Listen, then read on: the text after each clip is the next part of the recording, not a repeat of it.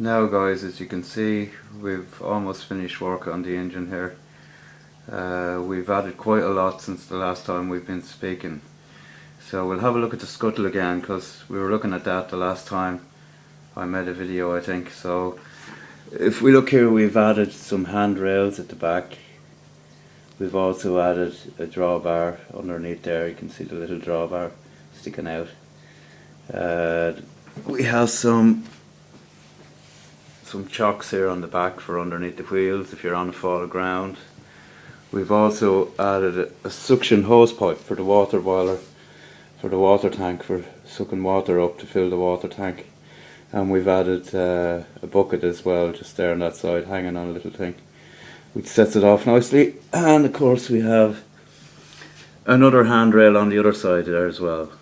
And as you can see, the inside of it is decked out, but if you actually lift it out, we're still using the Metz burner still in there.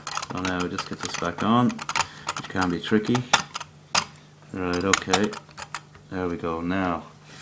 So now moving along to the other side of it here now, we have added a center cap to the flywheel, brass, to go with the wheels as well.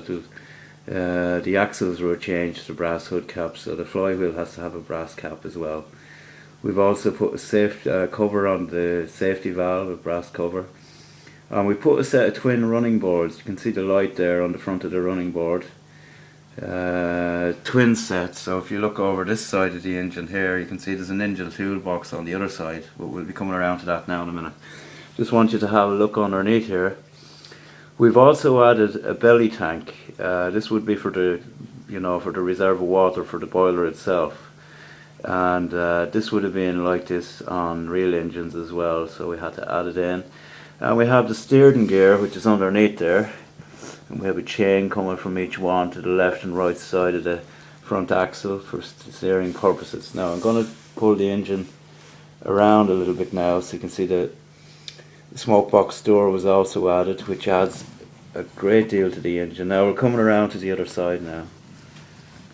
As you can see, we have the engine toolbox on the other running board there, that side as well. So it is, after coming along greatly, a rail on that side as well. As you can see in the scuttle itself, we have a shovel standing in the corner for shoveling in the coal. That would have been a hard job years ago for whoever was the coal man, having to shovel the coal into her to keep her going. But she's looking well now, looking quite well, I have to say.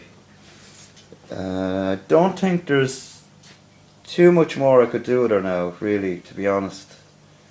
Really, I don't think there is, because sometimes you can go overboard as well. You can just put too much on it, and it's better to have it looking realistic, I think, as possible.